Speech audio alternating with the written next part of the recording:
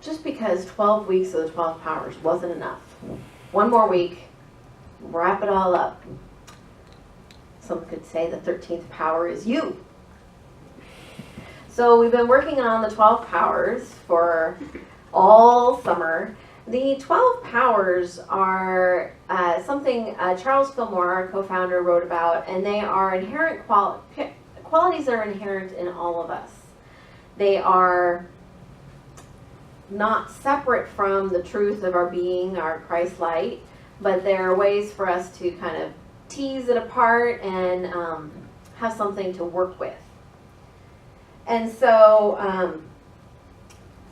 what are, this is the quiz portion for those of you who've been around for most of the series. Can we remember what the different 12 powers are? Any of them? Any order? Love. Love, excellent. Love is the power of magnetism, harmony, and unity. Anything else? Faith. Faith, very good. The power of perception, conviction, and expectancy. Wisdom. Yes. See, this is why I need books so I could write them all, write down, keep track of which ones we did. That is judgment, discernment, and intuition. Renunciation, excellent. Renunciation or release is the power of cleansing, renunciation, and repentance. Did you already say will? Will. No, we didn't say will yet. Excellent. That's the choice, the power of choice, commitment, and willingness.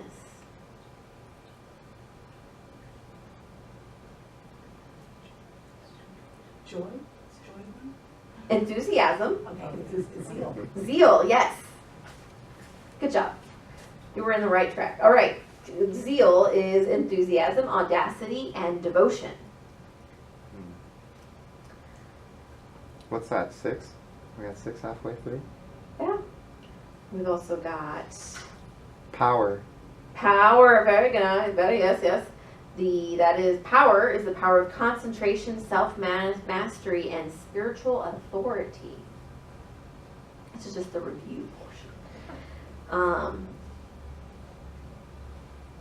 Strength, excellent. Stability, courage, tenacity. Do we remember what we did last week? Thought it was faith, but it wasn't. It was Life.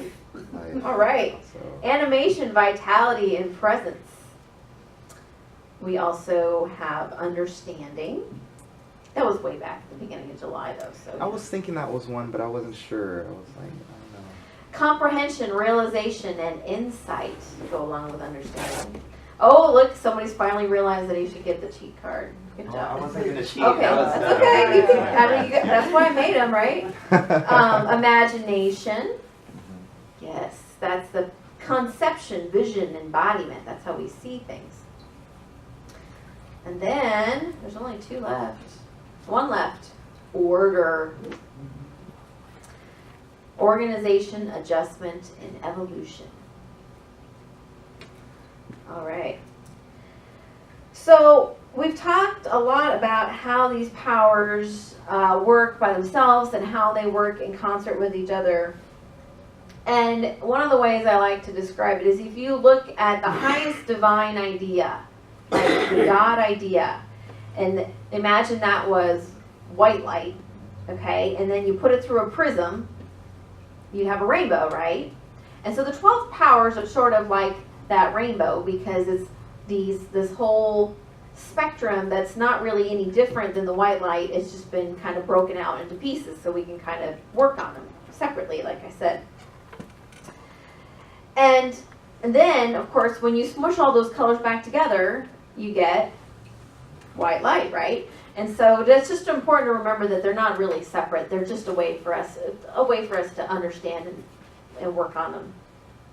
And it's also helpful to remember that we can use our powers skillfully or not so skillfully. That's a nice way of saying we can use our powers for good or evil, but we don't say it like that because, but we can use them skillfully or not so skillfully. And part of this is determined by the consciousness or where somebody's coming from when they're activating that power, right? So if you're coming from a belief of lack, that was the filter you were looking at the world through, you might use strength to steal. If you were coming from a belief of bad luck, if you thought the whole world was against you, then you might use the power of imagination to dream up all of the bad things that could happen. This is not how you want to use it, of course. If you are coming from a belief of unworthiness, you might use the power of power to cede control of your affairs because you're not good enough to do them, right? Or if you're coming from a belief of fear, you may use faith to insist on this way, regardless of the facts. It's just a few examples of what can go cattywampus when we're using a divine idea like faith or something and use it through interesting filters. So we are affecting our lives based on how we understand the world in every moment. So how do we change these unconscious beliefs to be better prisms to refract our light, our life, right? Because it's kind of a dirty prism. We kind of get it, well, we don't really get much of a rainbow, right? So one of the things that we need to do is to pay attention. When we notice we're acting in ways that aren't congruent with our deeper truth. Like maybe something happened and you respond with not very kind words, or at least in your mind, not very kind words. Has anybody other than me been guilty of that? Yes, maybe, yeah. Okay, so that's not incongruent with who we really are though, right? I mean, we know that. So when we notice that, that's a point for us to stop and say, okay, so what's the deal here? Maybe we can't fix what already came out of our mouth, right? You can't change that, but we can start by working on, well, what's the underlying belief here? Do I think that there's not enough and that's why I'm upset because, you know, my spouse used the last of the money in the bank account? Or do I believe that there's not enough? Or do I, whatever it is, you know, what's the underlying belief here? It's causing me to cause, or do I think I need to be angry? Is that my way to be protected, to be strong? I can to be angry, whatever it is. Everybody's got their own stuff, but that's something to notice. Because when you notice that something's not congruent with who you really are, that's a sign to do something. And so sometimes you don't know what to do. That's okay. Maybe you need to talk with a trusted friend who can, you know, who is not stirring the pot, but helping you actually figure it out.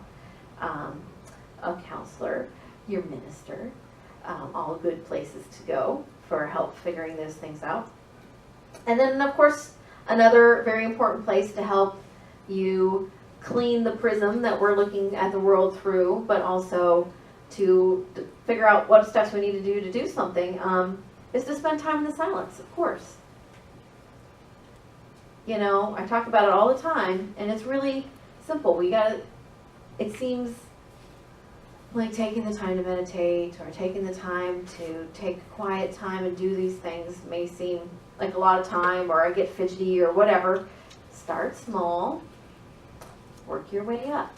A 2-minute meditation a day is better than a no-minute meditation today. And then maybe you'll start realizing, well, you know, I could probably squeeze 5 minutes in. Okay, 5-minute meditation is better than no-minute meditation today. And remember, 15 minutes of meditation is only 1% of your day. 1%. Just saying. That little bit can make a huge difference in shifting how you see the world, because you just stop. Well, okay, you don't usually stop the chatter all the way, but you slow down the chatter. The running commentary in your mind. At least my mind is kind of a running commentary usually going on. So when you do that, those things, you start to think about, okay, how's it I need to change? What's going on? Why am I responding in certain ways? We take time in the silence, which is one of our tools for clearing out the gunk. So we change our attitude. And so, when I said when we see the world with lack, or we see the world as against us, or whatever you can change your mind.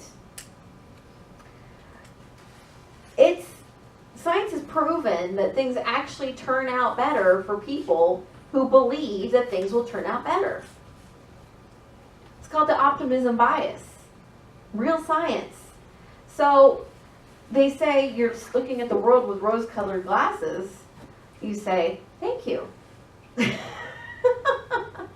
doesn't mean that we don't prepare or have, maybe an emergency kit in our car or whatever. But then we just get on with life. Right? We don't need to think about, would one of you go close that door since they're back in the hallway? It's unlocked. Anyway, see, we just deal with it, and then we get on with it. So, where was I? I was on a roll, man. Okay. Now I'm not gonna have an attitude about it. I'm gonna just move on. So, to really use our 12 powers, we have to say, okay, what I do in a situation, I go, okay, well, what is missing? Right? So now we have these 12 ideas, and if you haven't got a bookmark yet, there's still some out there. There's a few more left.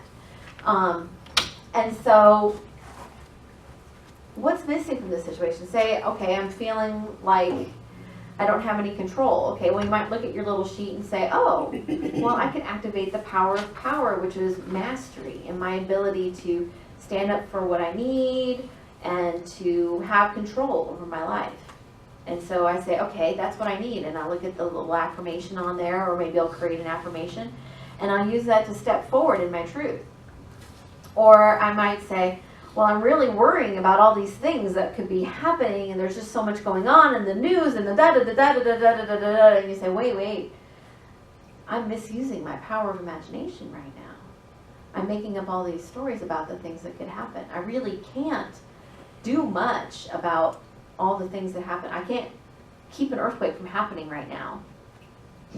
So worrying about it really doesn't do me any good, except for making me anxious and worried.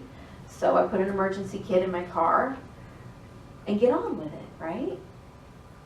And so we say, I'm misusing the power of imagination. I can use my power of imagination to envision all the good things that could happen if something, I could imagine how my family and my neighbors will come together if the disaster happens, and how I'll be taken care of, and how I'll be able to help take care of other people. That's another thing you could use your imagination to think about in the case of something, say an earthquake, right? Both of them are using our imagination, so why not use your imagination to decide what the best thing could be? Use our rose-colored glasses. And so I titled today's talk, The Prism of Consciousness, because not only do we think about that prism that breaks our white godlight out into a rainbow of the 12 powers, but that's also the prism of how we choose to see the world that changes how we affect everything that happens.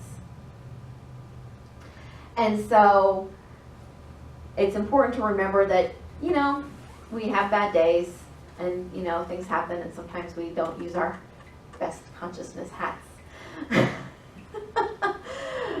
It happens to all of us. We just do our best, and we just keep moving forward, right? And so that's something to notice. Heal. See what we can do better next time. I mean, if we bake a cake and it goes flat, we don't say, well, I'm never going to bake the cake again. Well, you might, but you might also say, well, what did I do wrong? How can I do it better next time, right? And so if we can have the same kind of curiosity and patience with ourselves and our spiritual life, like we might have learning a new skill, like if we're going to take up a new instrument, like the piano, like someone in our space, you don't just expect to sit down and be Mozart. Not right away. You expect to put in some time and energy. Why wouldn't our spiritual practice require at least as much practice. So in the context of spiritual practice, which is the prism in which your whole entire life is projected through, 15 minutes a day doesn't really seem like that much at all, does it? I'm just saying. I'm saying because I know that it makes a difference. Because it's made a difference in my life and lots of people that I know personally, and of course, you know, then there's the people that everybody know who are famous and things like that who talk about this. It's for a reason. So,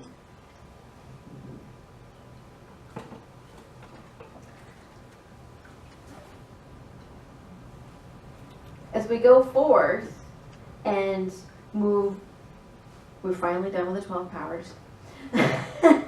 But we're not really ever done with them because they will keep showing up because I love them.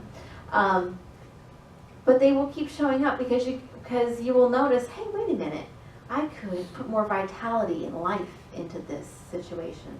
Or, that was a really interesting use of my order or lack thereof. So whatever it is, remember that we're the prism that projects each of these things out into our lives. And so the best thing that we can do for any spiritual practice, but also to activate and use the 12 powers, is to, keep cleaning the glass. Keep cleaning the glass of the prism, that is us. Clean the prism of our consciousness. Take the time in the silence, take the time to reflect. Maybe you journal or something like that. What? I wonder what that's about. Interesting.